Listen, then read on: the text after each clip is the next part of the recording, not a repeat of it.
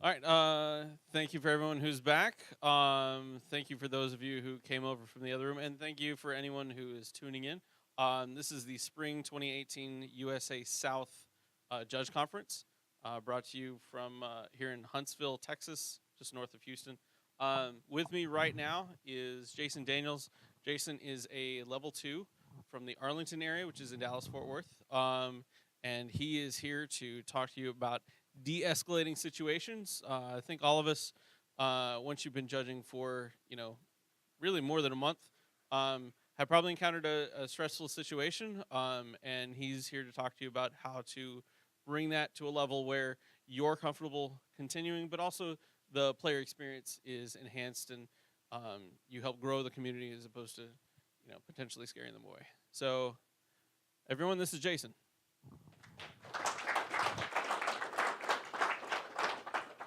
Thank you, Ben.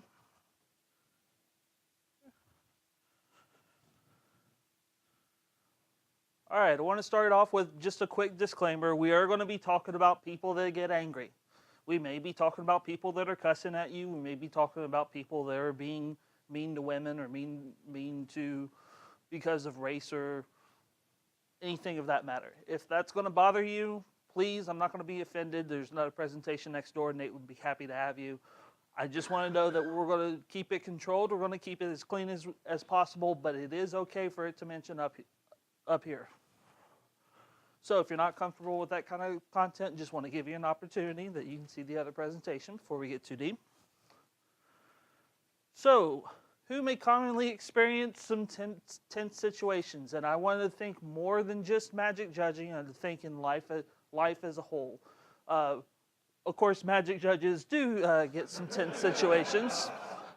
But what are some other professions that you may have some tense moments that you're going to have to de-escalate and control? Policemen? Teachers? Retail. Lots of retail.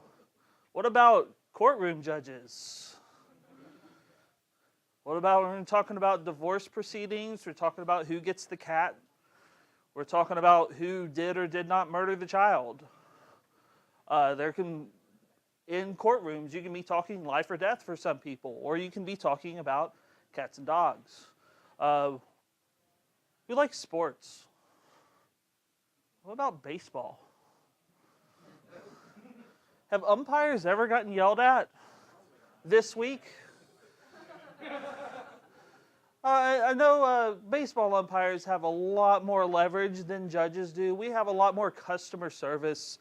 We're not paying our players millions of dollars, and we're not paying our managers hundreds of thousands to let them know just how large the gap was down there in the bottom right. And sometimes it's better just for judges that you just kind of have to stand here and just let them know you got this. And every once in a while, if you have an umpire that's done 5,000 games, he can do that too. But from a judging standpoint, we have to be a lot more friendly to everyone that we interact, and we don't have as much leverage to go back and forth that sometimes the players do need. So, general steps to de-escalate the situation. The first thing you want to do is you want to state what's wrong. State what is going on. State the rule that is being broken. Be clear that we're talking about the same thing. State the penalty or the consequence for that rule being broken or for that situation that's happening. Give the person an opportunity to speak. These are so much easier when we handle them with respect, and the players are going to respect you if you respect their time and give them an opportunity to speak. Note it doesn't have to be right now. You may give someone a ruling they don't like, and you can go, hey, we can talk about it after your match is over. But still be sure to give them an opportunity. Listen to their concerns. Listen to things that they are saying that they believe is right, and even if you have to research it, be sure that you're able to get with all parties and be sure that everyone's clear on what the correct rule is. And make a decision and move along. If we spent 40 minutes on every judge call, we would not be having a judge conference because we would still be at GP Houston. So sometimes you do have to prioritize moving the tournament along. So I have a couple videos in the presentation a couple scenarios. One is magic, one's not magic, and some of the rulings are outdated, specifically with the magic one, and they don't apply anymore because policy has changed. However, what I want to make sure that we focus on is the interaction between the players and the judges. So this first video is going to be from Pro Tour Dragons of Tarkir. It's Patrick Chapin and level 5 judge at the time, Kevin Dupre. This is round 6, a feature match that is live on stream. And we have a situation of drawing extra cards specifically for failure to reveal, which is no longer what it was in this video. So I'm going to go ahead and play this video.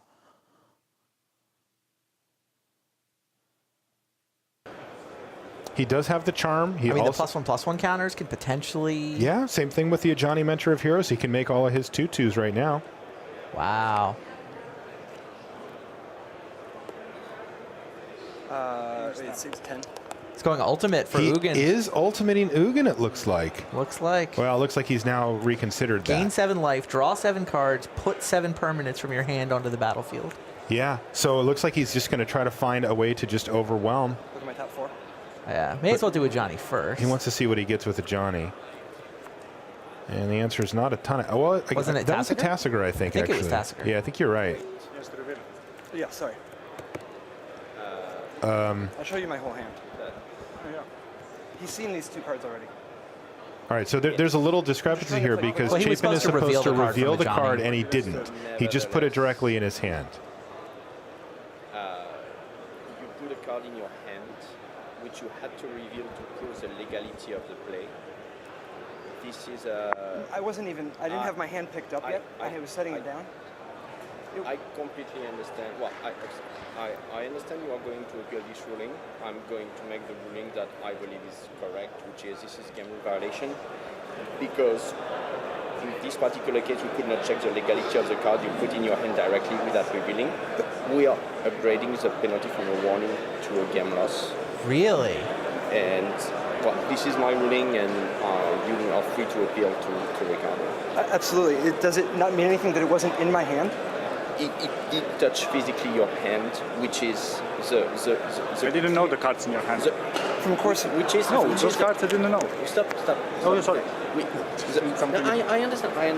Wow. I realize what is So the table Chapin's judge been has given a ruled game loss. It Yeah. did touch your hand. This is a clear line that we are drawing without a bad pun between for indicating that you drew the card without revealing, and which implies the upgrade of the penalty from a warning to a game loss. Then may I please speak with you? Yes. Okay, so Chapin Chapin is going to now appeal. So he's only allowed to take certain cards with the Johnny Mentor of Heroes. Right. We saw that he took a creature, and he even offered to just reveal his whole hand, but that's not how the rules technically work. You have to show the legality of the card that you put in his hand. Now, Chapin also is operating under the assumption that his opponent knows his other 2 cards, thanks to earlier Courser of Crew Fix or whatever. But Ancona's like, look, I don't necessarily know those cards. That's just not a factor. The judge isn't supposed to consider that. Yeah, and the judge won't consider that either. So the technical rule here is that he put a card into his hand without revealing that it was a legal card to put in his hand. In this case, it needed to be a creature or planeswalker. And the penalty for that is... I know the sound is real hard to hear, so we're going to kind of recap what was going on. So in the video, he activated a Johnny, which allows him to look at the top cards and reveal a creature among them and put them in his hand. He took a Tassiger and he put it face down in his hand, and then he picked his hand up. So at that time, the card's no longer identifiable. Once he put that card actually with the other cards in his hand, just by rule, that's no longer identifiable. So the dispute was that at this time, it was considered drawing extra cards for failure to reveal the legality of a choice. And at the time, it was a game loss, which ends that match. Who thinks Patrick Chapin is willing to accept a game loss for this? There's no hands up in this room. I wonder why. So, one of the things that Patrick does during this conversation is before Kevin's done, he says, and he makes it very clear, that he wants to appeal. So, we're going to go through the steps again and see what was going on. What's the rule being broken? So, Kevin was able to state that by putting the card in your hand and not revealing, The rule being broken is it's drawing extra cards for failure to reveal. What is the penalty? At the time, it was a game loss. We're not going to go in the IPG and say what's changed, but at the time, he was very clear that this is what the rule's being broken, this is why, and at the time it was a game loss. Give the person an opportunity to speak. There were a couple times that Kevin stopped talking and let him talk. Wasn't really going to change anything because he's standing right there table judging the match. But he still gave him an opportunity to speak. Listen to their concerns. He's willing to resolve it by showing his hand, proving that it was a Tassiger, showing that it was the top card, the card that was most recently drawn. All these are valid concerns, but they don't change the rule.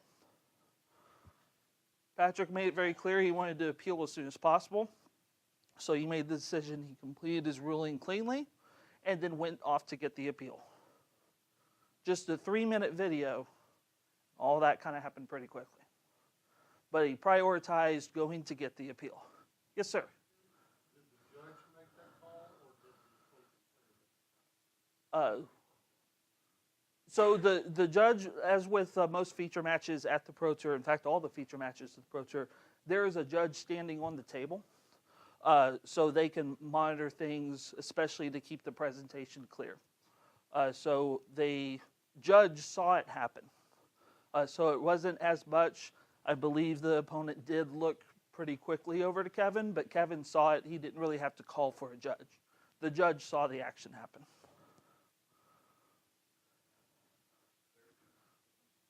Yes, sir. Just a quick question. What was the interaction between the opponent and the judge? There was a just brief interaction. It looked like he was laughing, but what was that?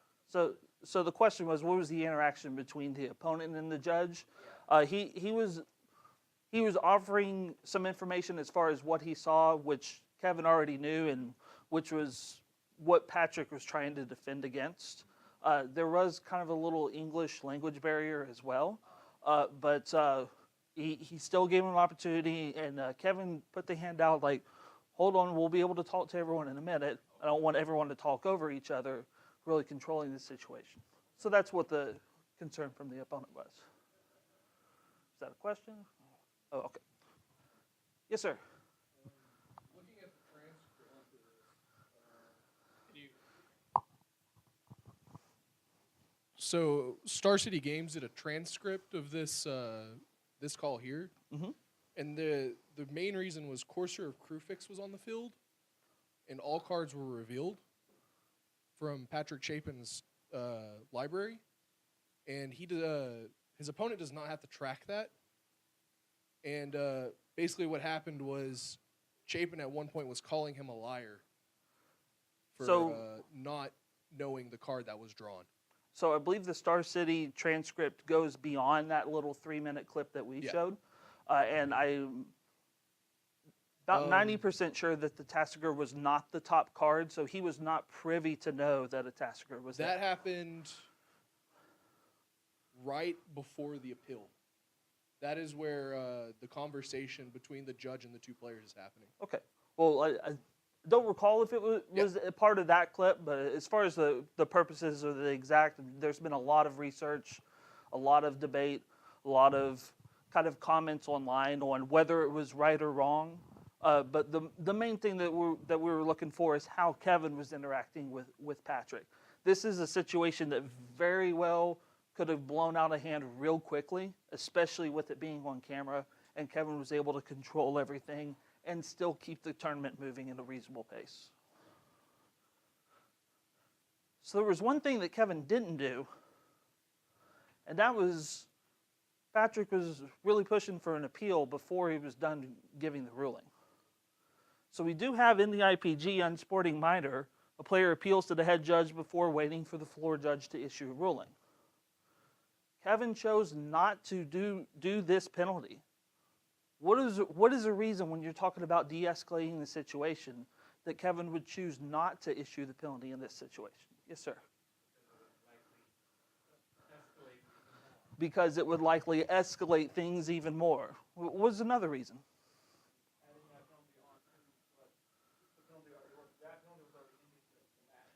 Adding the adding the penalty onto the penalty all already being given would not have changed the outcome of the match. Unsporting minor is still something that escalates separately as game rule violations and drawing extra cards. But it still would have done more to explode the escalation, or escalate even more, explode the situation when you're already being appealed. Another judge is about to touch it. Yes, sir. Also, adding another infraction on there would possibly have done much more to just make the process take even longer. Adding another infraction would have probably made the process taking longer, possibly gotten that one appealed as well. Very good points. So what behaviors and actions, if he had given that unsporting minor to Patrick, what would that have really affected in the future? It could have discouraged him from asking for appeals at all. So by appealing too fast, now he's getting penalized. The reason that the ruling is there is not really the timing of appealing. It's the manner in which it's done to make sure every judge is respected by the player before insta appealing. Oh, you're that judge, I appeal, before you've even said a word. Anything else? Whatever behaviors and actions would that discourage? The main thing is there was more to lose than there was to gain by giving an unsporting minor penalty here. I'd actually it's possible that a penalty was assessed later that we just didn't see. That's correct. And that's the sort of thing that,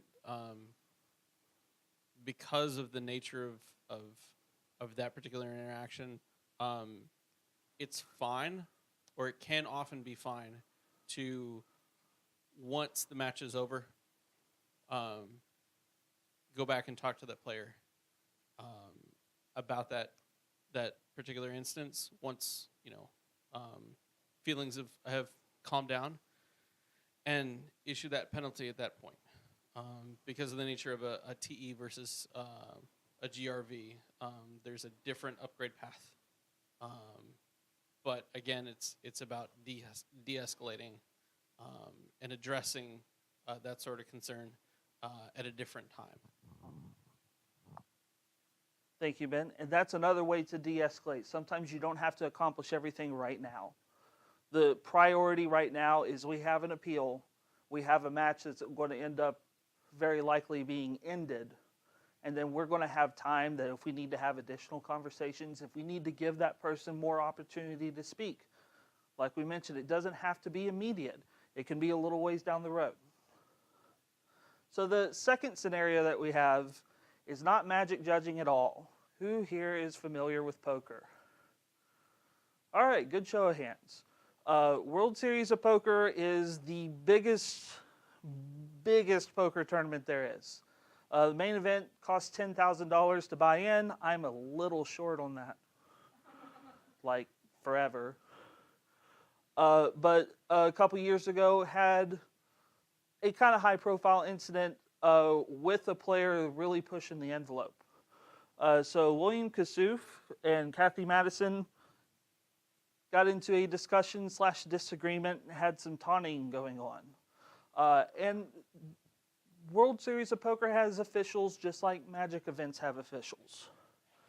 So how are poker officials like judges? Well, the dealer is the first initial person that's running the game. He kind of serves like the floor judge. Any initial rulings that are going to come up, the dealer's going to address. He's got some authority to make some really quick minor fixes, but if anything really goes wrong, he's got to get someone higher up the chain to back it up. Sound familiar? So the higher up the chain is the floor supervisors, the floor persons. These are pretty similar to the team leads or appeal judge. They're going to get the initial escalations from the dealers. They're going to have more authority for some more complicated fixes, and they can actually issue penalties. A dealer cannot formally say, you were penalized this, where a floor person can. And then you have the tournament director. He's the equivalent of the head judge. He can do whatever he wants. He's been doing this a very long time. He gets paid a whole lot of money, and he's well respected throughout the industry. Jack Effel is the guy. So there's going to be some rules relevant to this video. We don't have to get into a full review of the comprehensive rules for poker, but there's going to be a situation about table talk, what you can and can't say during a hand. So you can't say what your hand is or what your hand may be. You can't criticize someone's play as far as you're playing poorly. You can say you're playing slowly, but that gets other people involved. And then the exception is if there's only 2 people left, you can talk about, if it's your turn to act, you can talk about your own hand. You can't talk about your hand if it's not your turn to act. Calling for clock is kind of the poker equivalent of slow play. Once a reasonable amount of time has passed, any player, not even a player in the hand, can ask for a floor person to put a clock on that person. And then the floor person has the authority. They can determine if a clock is necessary, and then they actually get a stopwatch, and then they'll count it down, and if you don't act, your hand's dead. And then kind of the taunting rule. Any participant who taunts another participant through theatrics or gestures, any inappropriate behavior is subject to a penalty. All right, let me see if this will load for us now. He has 9 high, but has put Stacey Madison in a quandary. A decision for all her chips with pocket queens. Well, there's over 600K in there, so I want you to go. You cannot say anything that influences the action of the hand. Saying what's in the pot, you cannot say that. She keeps saying to me you that she's got the best hand. You cannot say what's in the pot. Anything that influences the action, you all cannot these, say. he's like doing, you're like breaking all these rules, and they're not giving you a penalty. They're not doing anything. The decision's on you, young lady, and you don't need to go on about it.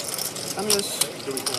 World Series officials on scene to keep it within bounds. I want you to call. I told you. Good luck to you. But I did say I'll keep it friendly because it's you and it's a friendly table. If you fold and show, I will show. I'll keep it friendly. No way. But I want you to call 100%. Don't want to bust out with the whole camera crew watching there. This will be embarrassing. You don't put me on this hand, I tell you. I can't say what I've got. But you do not put me on this hand. I'm not talking about my hand. How come his hand is still live when he? I'm just saying you don't put me on this hand. That's all I said. Action's on you. Yeah, I know, but Action's on you. Isn't the rule talk to influence action? You can't talk to influence action. he has. He's telling me he wants me I to will be call. having discussion with this gentleman after this hand is over. At this point, there's nothing that's out of line, but we will be having a talk. That's fine. All I said was I'll keep it friendly. If she folded show, I will show. until I'll this keep it hand's friendly. finished. That's it's a friendly table. We're just I'm gonna be enjoying friendly now. ourselves. Let's stop talking until Okay. this hand's over. That's fine. That's friendly. I mean, why wouldn't you want to bust me? I'm not trying to bust you. Sir, I'm not going to ask you again. Okay. Just 2 hands ago, these two had a similar showdown. Kasuf check-shoved on the turn with a straight flush, talked up a storm, and Madison correctly folded a pair of aces. That's a big gun. I said I'll show. I'll keep it friendly. They're going to show me a worse hand. What does that mean? I'm not. But This is your last warning. You're going to get a penalty. if you She speak could again. talk to me. I said nothing. She's not talking to you She- personally. she She's just talked talking to out me. loud, okay? You will receive a penalty if another word comes out of your mouth until this hand is finished. Will's talk is fine until they tell him it's not. Now LaFleur says he cannot talk. Tournament director Jack Effel right on Kasuf's shoulder. Well, now he's talking without speaking. He's pushing it. I'm going to handle this one. Thank you, sir.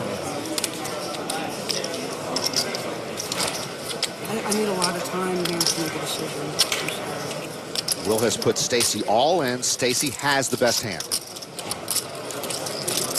Hey, Floor, how about a clock? We all have to Stablemate Mitch Garsofsky has called the clock on Stacey. If you have an active, you will get a 10-second countdown. At the count of 0, your hand will be dead. You know, it's a big decision. All right, slow down. Usually I'm in favor of calling the clock, but she has been under siege most of the time from Will Kasuf. I would have given her a little more room. The floor person does have the authority to deny a clock request.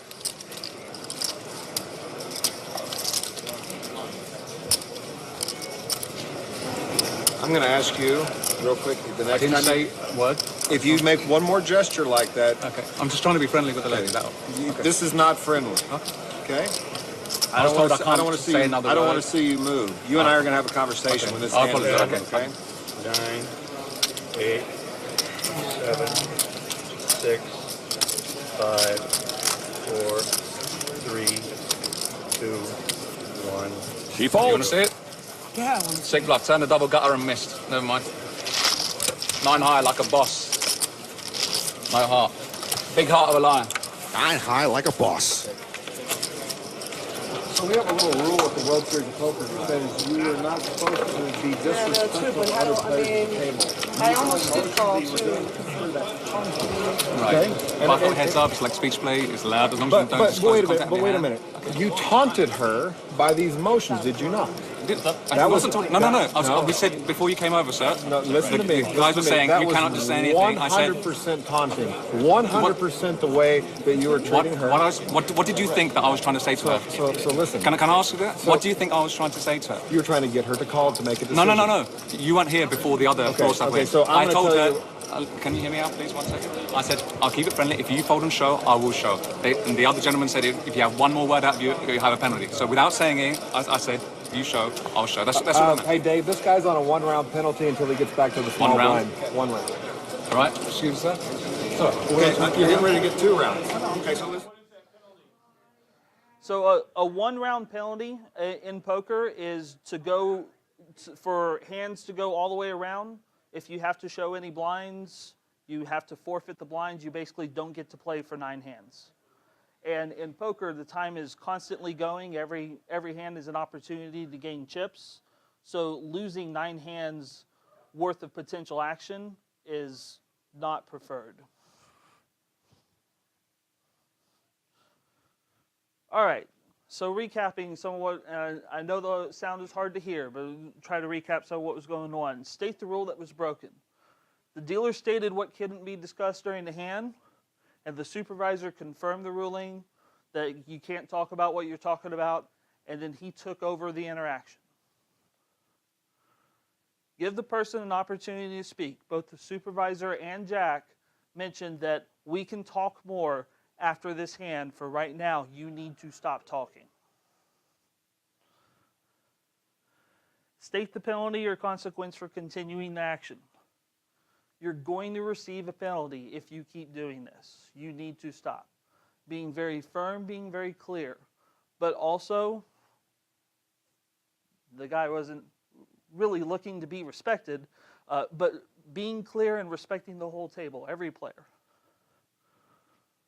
Listen to their concerns. He already knew from what he saw with the taunting gestures and everything that he was going to give this guy a penalty. He still gave him the opportunity, and again, this was edited down for TV. There was a much longer conversation both between him and the tournament official than that was shown on the TV, on the video clip.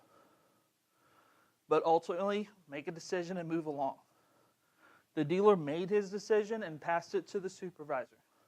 The supervisor made his statements and at some point called the tournament director over and passed it on. Made his decision, move on. Tournament director made his decision. It was like, look, this is the decision. If you want to keep pressing, you can have 2 rounds. So back to judging. What else could the dealer have done? If we think of this more in a Magic scenario, if you have that kind of player that's taunting another player, what could the floor judge have done to de-escalate in a Magic situation? There are things that couldn't happen in poker, like pulling them away from the table, but in a Magic situation, what are some ways that the floor judge could de-escalate that scenario?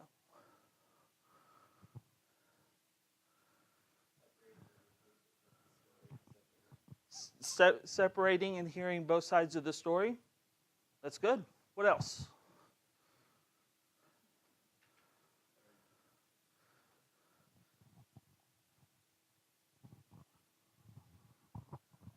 You could take the stress out of like them trying to finish the game and tell them they're going to get a time extension, but you need to take time to make the ruling first.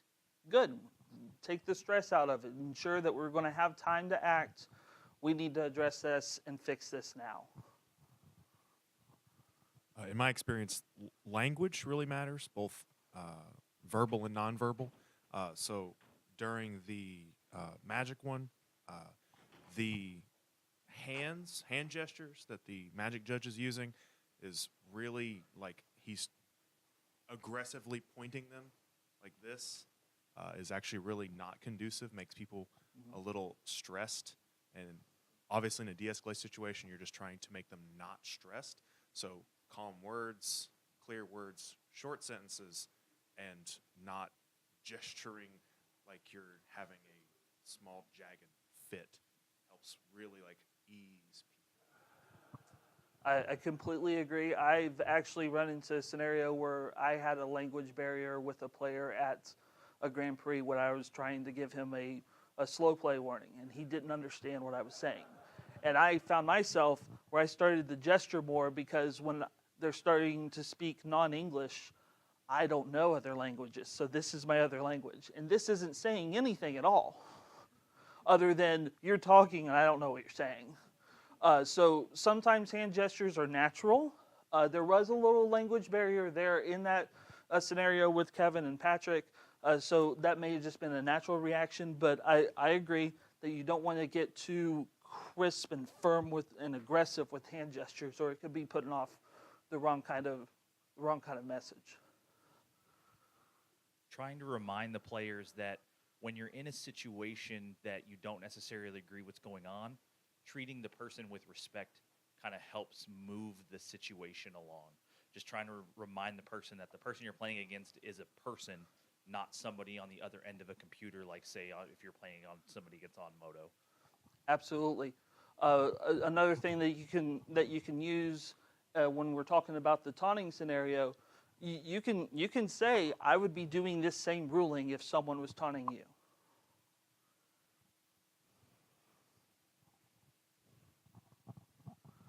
This is kind of from a different conference I remember.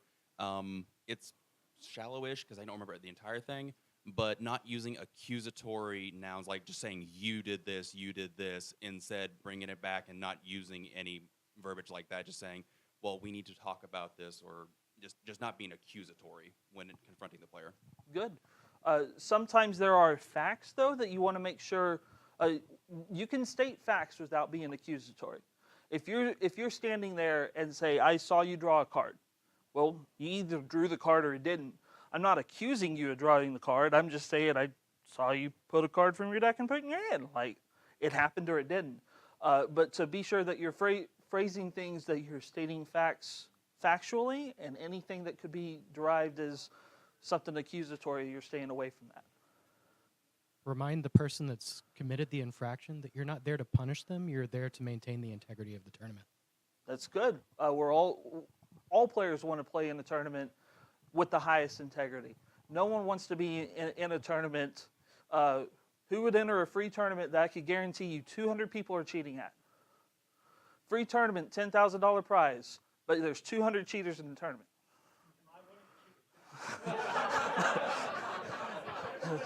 Are you one of the cheaters? That is a layers question. That's also a triggers question. That was our previous presentation. So ask Alex. So what else could the floor supervisor think along the lines of PPTQs? If you've ever had judged a PPTQ, or if you've ever observed an appeal, what could the floor judge, or I'm sorry, what could the supervisor, the appeal party, what could they have done to de-escalate the situation?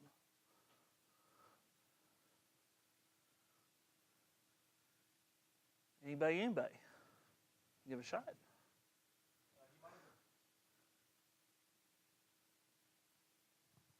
He could have made it more clear when he said that I don't want you to talk to that person, that included gestures, more of a communications thing. So I guess making sure that you include, whenever you're instructing somebody something, make sure that you cover as much as you can. That way there's no room for them saying that they misunderstood you. Absolutely. Be clear and concise with communicating. Although I will admit, when I saw that video, I didn't think that someone would actually resort to taunting with gestures when they told them to shut up. So sometimes players will go places that you don't expect them to go. You just kind of make a note and just communicate better next time.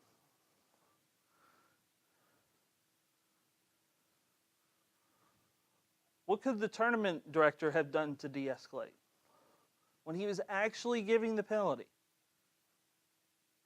What are some things, if you were a head judge at a PPTQ and you come over and you gave an appeal ruling and they say it's the worst ruling in the world, which I've done. I broke an entire deck. I still regret it.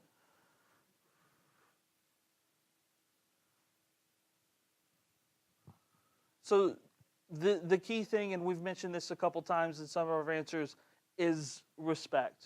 Respect. You want to be able to respect the person, respect what they're trying to say. You don't have to agree with what they're trying to say. You could be disqualifying someone from a tournament for cussing you out, and you still give them the opportunity to cuss you out more because you've already made your decision. But there was a point that Jack made his decision and said, all right, this is my decision. If you want to talk about it more, we'll extend your penalty. And that's something that I don't think that we would do in a Magic environment because of more of the emphasis on customer service. All those people paid $10,000 for that right to be there. Privilege, not a right. So if they're going to waste their money, Magic tournaments do not cost $10,000 to buy in, or we would not all be having a conference today. Yet, that's a scary sentence.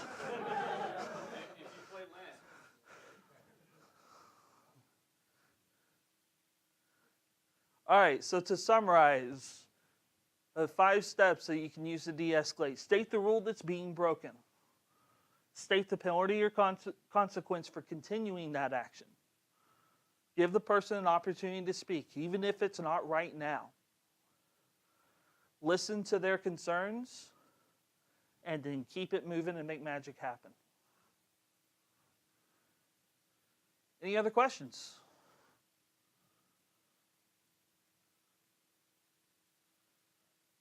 All right, thank you guys.